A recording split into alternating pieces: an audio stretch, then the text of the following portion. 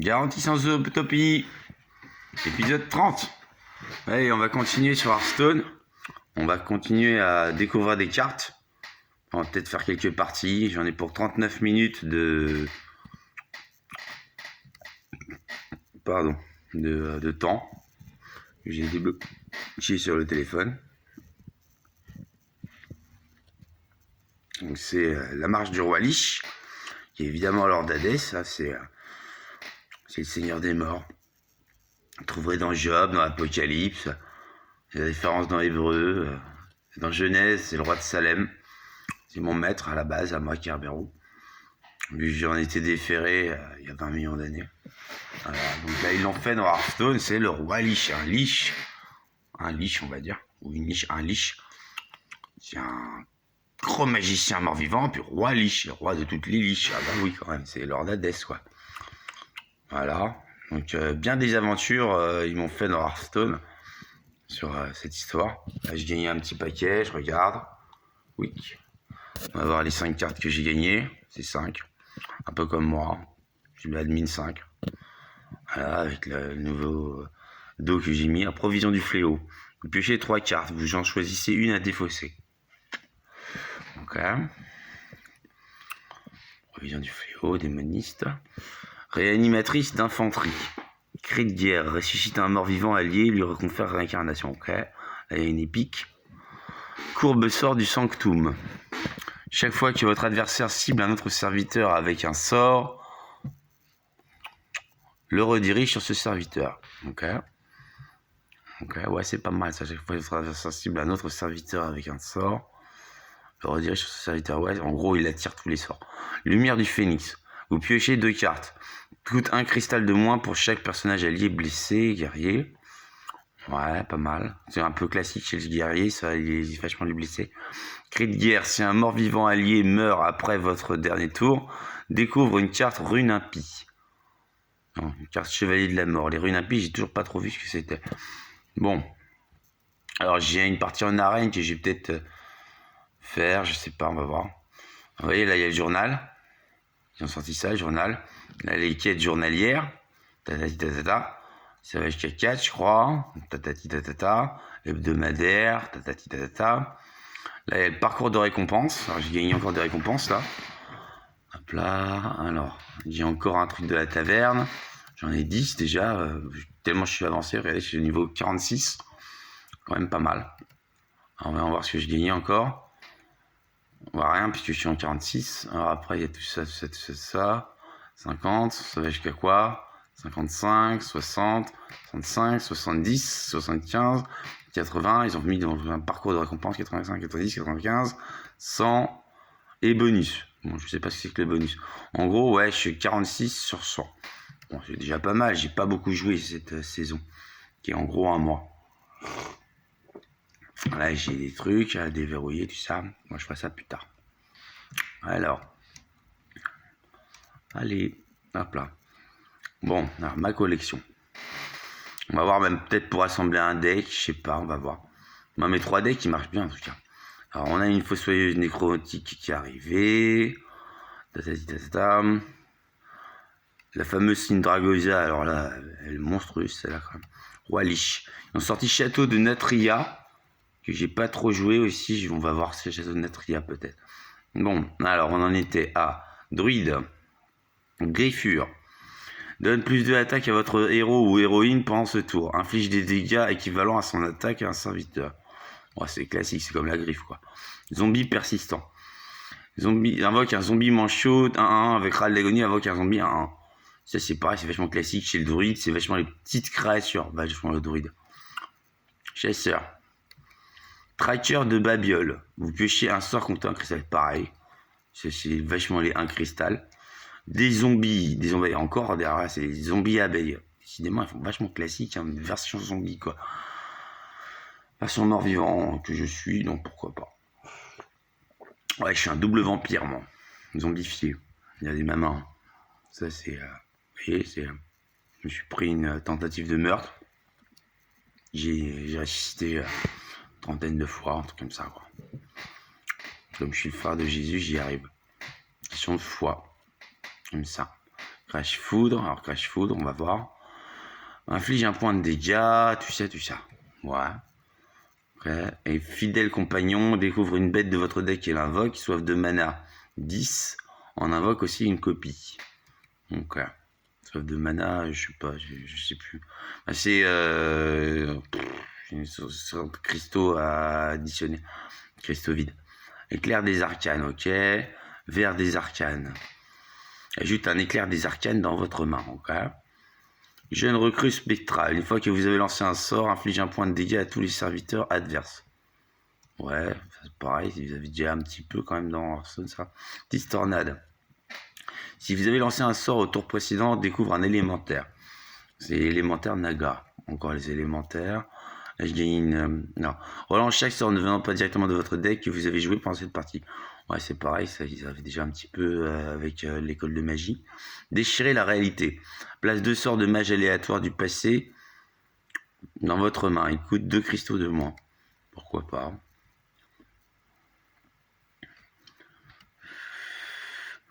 Alors, le purificateur. Avec l'afflux des morts vivants, le conservateur va garder les lieux les plus propres possibles. Ouais, le conservateur, ça on le voit dans Naxxramas un petit peu, dans les premières aventures. Provocation, cri de guerre. Si votre deck ne contient aucune carte neutre, pêchez un serviteur de chaque type. Ça c'est pareil, c'est vachement sur les cartes neutres, les paladins. Ruée, cri de guerre, gagne furie des vents si vous avez un mecha en main. Bon, c'est pour les mecha paladins avec des... Oh, c'est pas mal ça, Eldoré. Chevalière des morts. Allons voir. Inflige 5 points de dégâts à votre héros ou héroïne. Soif de mana. Je rends 5 PV à votre héros ou héroïne à la place. Alors vous voyez, maintenant ils mettent plus héros, ils mettent héros ou héroïne. Bon, il n'y a pas les hermaphrodites, mais en gros, c'est une sorte de sensibilité vachement féministe, je trouve, dans Hearthstone, qui est pas mal. Moi j'aime bien, hein. Tous les héros, bon, il y a les héroïnes aussi. Tous les héros, ils ont une version féminine. Il n'y a pas de... Il n'y a pas de juste pour les femmes ou juste pour les hommes. Bon, il n'y a pas les hermaphrodites, je vous dis, mais on s'en fout. Mais au moins dans Hearthstone, les femmes et les hommes, juste, ont les mêmes droits. C'est l'univers de World of Warcraft quelque part. C'est des âges médiévaux où, contrairement à ce qu'on croit, souvent en fait, les hommes et les femmes avaient les mêmes droits, en fait, quasiment, quoi. À peu près pas beaucoup de droits par rapport aux aristocrates, mais chez les aristocrates, dans les parlements, vous voyez, il y avait les aristocrates hommes-femmes, le tiers-état homme-femme, tout ça. C'est en 1789, bon, soi-disant c'était pour les droits de l'homme. Ouais, bon, bah les femmes sont fait claquer, elles ont juste aucun droit. Quelque part, ça a été une grosse escroquerie, 1789 de ce point de vue-là, hein, je vous le dis. Hein.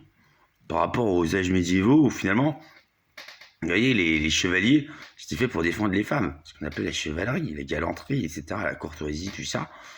C'était un code d'honneur pour défendre les femmes. Alors c'était dur de le retrouver. Il y a les lois saliques, il faut s'y connaître en 2 lois saliques, etc., qui établissaient les femmes plutôt par rapport au sel, à la terre, à des choses comme ça. Donc c'était compliqué au niveau des droits. En gros, les femmes étaient vachement protégées finalement contre le viol, on va dire, dans les âges médiévaux. Si on en est vraiment sorti, c'est vrai qu'il y a eu 1789, mais en fait on retourne vachement au Moyen-Âge. Et ce qui en fait Hearthstone, vous voyez, c'est la théorie du Moyen-Âge. Ah ouais, c'est au Moyen-Âge. Bon, il y a des robots. Bah, comme au Moyen-Âge, hein, vous vérifierez, il y avait déjà des machines. C'est comme ça.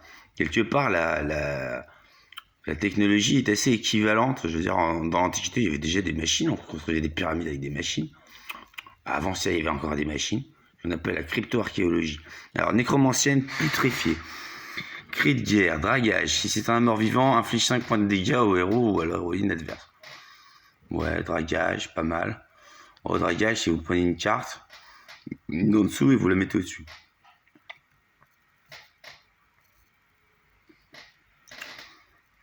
Ouais, c'est pas mal ça, cannibalisme.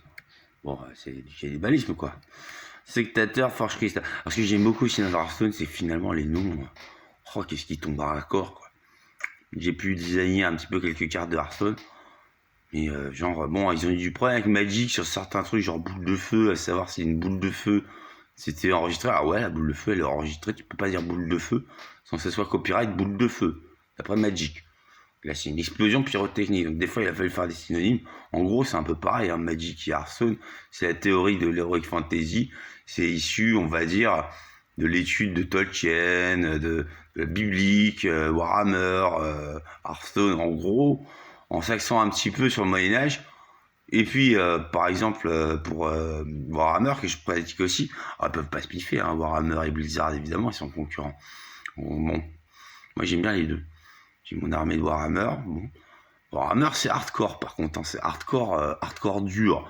Magic, j'y arrive pas, ça me gonfle. Les 135 000 milliards de règles de Magic, ça me gonfle, etc. Je préfère largement Hearthstone. Même si j'ai été joueur de Magic, j'ai gagné des tournois en rouge, tout ça. À la limite, il y a les couleurs de la magie dans Magic qui sont pas mal. Voilà, ça s'organise par rapport à des couleurs de mana, les 5 couleurs. Voilà, on s'en fout. Alors que Hearthstone, quelque part, c'est pas les couleurs de la magie qui sont vraies. Hein. C'est plutôt le druide qui serait du vert. Alors que dans Magic, la couleur verte, il y a des druides. Bon, ouais, c'est pas très différent. Incandescence mentale. S'il inflige 2 points de dégâts à un serviteur, s'il meurt, inflige 3 points de dégâts au héros, voilà, déjà, ça sera donc un truc de prêtre, quoi. Voleur. Alors, je regarde vite fait. Clac. Chaman. Je sais pas si vous voyez. Cryogénie. Gèle un serviteur et en ajoute une copie dans votre main. Transflammation. Choisissez un serviteur. Découvre un serviteur coûtant style de plus en lequel le transformer. Ah, ça peut me plaire parce que pour mon point de deck Evo. Ah, ça permet quand même de faire une évolution en choisissant. Ah, c'est bien, c'est la transflammation, je vais prendre. Oratis mort, j'avais déjà.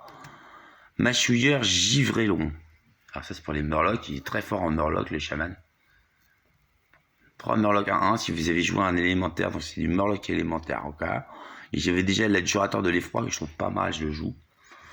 Provocation, râle d'agonie, invoque un mort-vivant 6-6 avec provocation. On est déjà 5 pour une 2-2. Mort-vivant, bon, on s'en fout, mais 5 pour une 2-2. Provocation, bon, c'est pas trop dégueulasse. Il y a le spectre Dracari, là, ça te fait une 6-6 provocation.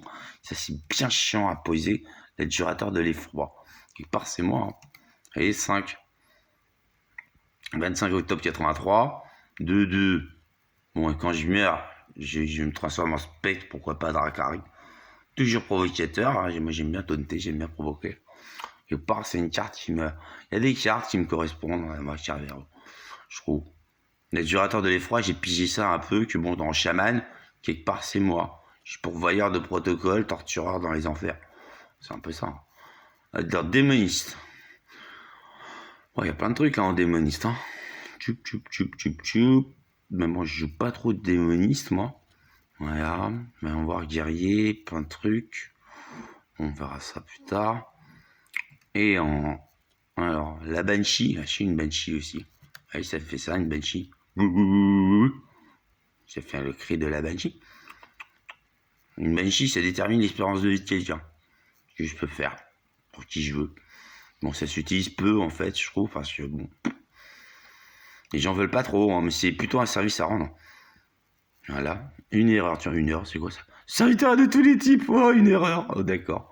Pourquoi pas. Enfin, fait, j'ai déjà vu. Homme de main, c'est quoi? Une fois que vous avez invoqué un mort-vivant, on lui donne plus de... Bon, ça peut être sympa de faire un jeu mort-vivant. Pour la prochaine vidéo, on va essayer de faire un jeu mort-vivant. En chaman, par exemple. Alors, Geist. Un Geist, c'est une sorte de fantôme. Geist ombreux. Donc, c'est vrai, hein, ça existe vraiment tout ça. Ajuste un sort d'ombre aléatoire dans votre main. Pourquoi pas? Qu'un fantôme peut donner un sort d'ombre aléatoire dans votre main. Pourquoi pas? Un Geist, c'est un porteur, donc un fantôme qui porte des trucs. Voilà. Lanceur d'os. C'est un zombie, en gros, ça peut porter un os. Si un mort-vivant allié meurt après votre dernier tour, inflige 2 points de dégâts. Ouais, j'ai pas tout compris, mais on va essayer. Médecin légiste, ça je l'ai. Oh, il est bien. Hein. Un bon gros médecin légiste. Nécroïde vrécule. Ouais, ça je l'ai déjà. On va voir le reste. Après, je vais essayer de mitonner un petit deck mort-vivant et je referai la vidéo. Draconédant, bon, ça c'est avec les dragons. Réincarnation, cri de guerre, meurt au ciel. L'enragé du fléau. Un enragé, c'est pareil, c'est une sorte de zombie. Ça existe. Ombre ténébrante. C'est par exemple dans le jour 28 jours plus tard. Bon, c'est des enragés, là, c'est même pas des zombies, c'est des enragés, ça va très vite. Bon, c'est enragé. Ils fonctionnent à la rage, c'est une vraie histoire. Hein. Au Moyen-Âge, des fois, il y a les enragés qui se saoulaient. Ça fait plus trop, mais bon. Ombre ténébrante. En gros, il y a les portes des enfers, on va dire. Vraie théorie que Hitler, Führer, cherchait. Il a eu des longs entretiens avec le Dalai Lama. Voilà, sur les portes des enfers. Allez savoir s'ils ont trouvé. Mais en fait, c'est la théorie de la terre creuse, je vous dis. Hein. Voilà. Il y a des grosses galeries sous terre, quand c'est pas des strates de catacombes de merde. C'est des galeries magiques, etc. Sur Wikipédia, avec autant de zombies, de 2 avec ruée.